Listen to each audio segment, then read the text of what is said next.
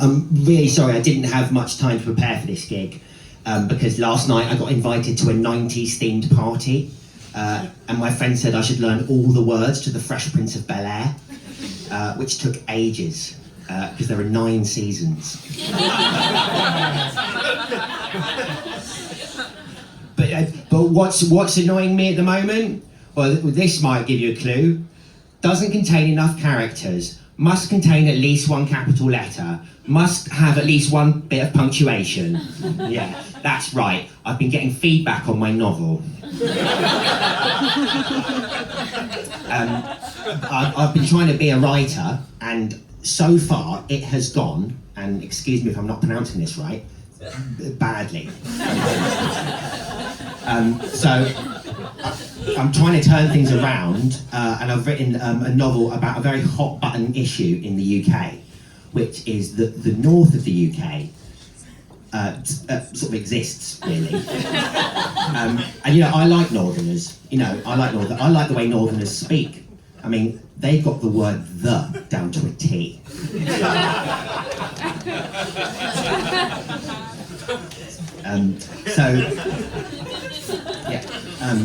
So I thought I'd read you a little bit of the novel I'm writing.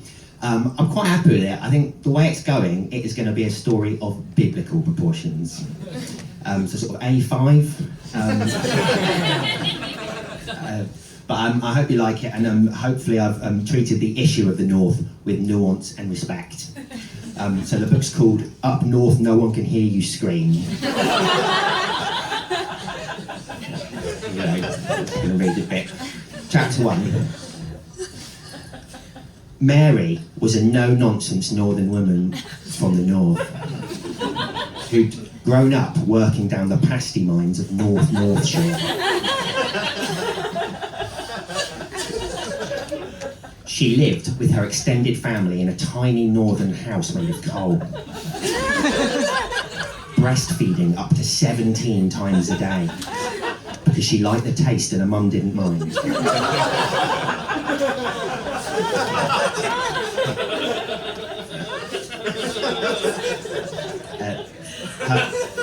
Her family had fallen on hard times. One of her sons had glassed a goose and was on bail. Her uncle drank boiled heroin straight from the kettle. Her daughter was colourblind and could only see 1 colour. Black. Regular blind.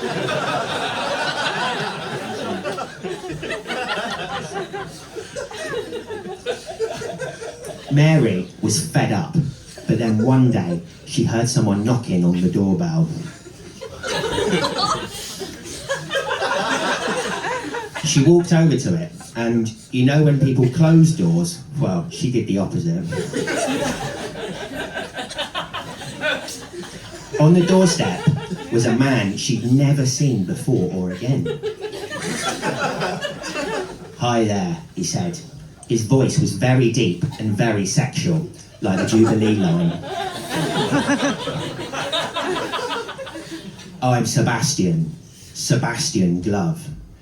Intriguingly, both his first and middle name was Sebastian.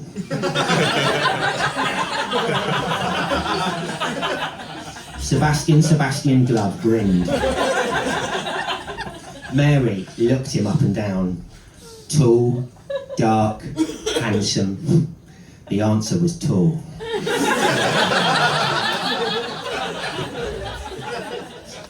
He wore a leather jacket, a leather tie, and leather sunglasses. Beneath his jacket, he'd shaved the Chanel logo into his chest hair. This guy was all class. "Hello, I'm Mary," she said. She desperately tried to suck in her stomach, but couldn't get much of it in her mouth.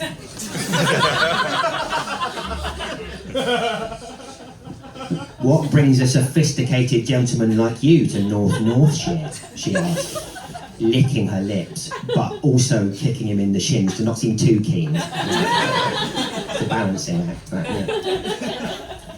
"I've just moved in next door," he replied, removing his sunglasses to reveal a wonderful pair of leather contact lenses. "I thought I'd come and meet the neighbours." I didn't expect them to be this beautiful, he said, pointing at a photo of Natalie Portman.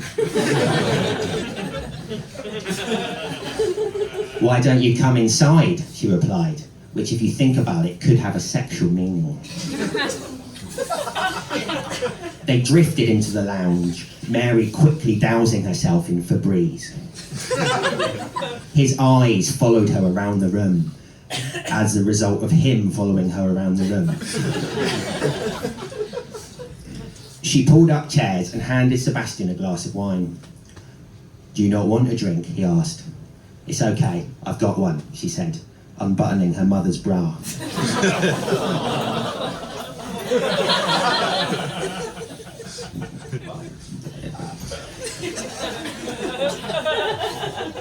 They got talking, and Sebastian explained that he was a high-profile muffin chef who'd spent the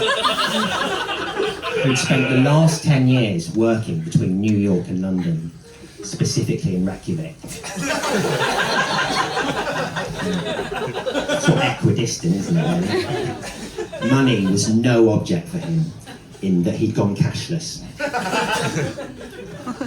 But now he'd grown tired of the attention, fame, and to be honest, the muffins.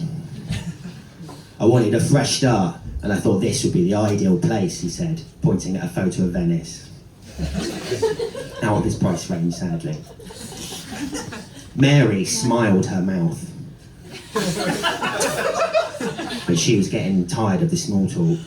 She knew what she wanted, and it was spelled S-E-X. UALINTERCOURSE. WITHHIM. Perhaps you'd like to come upstairs and have sex with me, she said, which if you think about it could have a sexual meaning. They dashed up the stairs and onto the bed. Happiness climbed through his willy as he felt the soft bosom of her legs, her bum, rub against the willy of his groin, his willy. She asked how he felt about spanking. He said it was an outdated form of parenting, had no place in the modern era.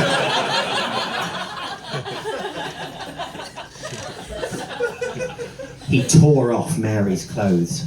She had a cola bottle physique. It was one of the big 2-litre ones. So, it's not quite not what you want.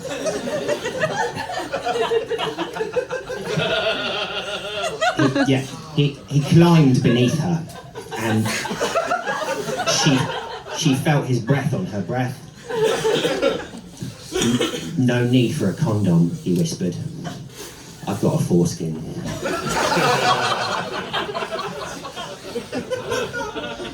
They made love both twice and once. The sex was big and clever, like a stretched out Einstein. Sebastian thumbed his nipples into her belly button while she twisted his toes into the doggy position. I should just say, I've never actually had sex, so it's slightly tricky for me to write this scene. I think I've got the gist, like Mary placed her ovaries into his eyes, marking the end of the lovemaking, and they caressed their newborn baby. And that's the end of chapter. Oh no, it's not chapter 1 actually. Oh, that was the foreword by Stephen Fry. So there we go. Okay. Well, guys, thank you very much. Honestly, this was one of the best nights of my life. You can't see, but I'm looking at a photo of another gig I did. So, but thank you very much. I've been Adrian. Goodbye.